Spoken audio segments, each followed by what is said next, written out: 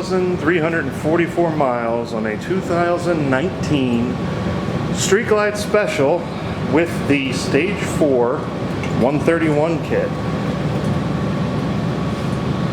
Beautiful blue color. I believe it's a billiard blue. It's got S&S mufflers.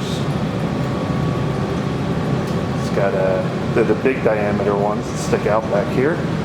It's also got front and rear LED marker turn signals, and it also has an LED headlight, and looks like it's got like a halo on it. Not too many other things other than the motor. You can see the Screamin' Eagle heads.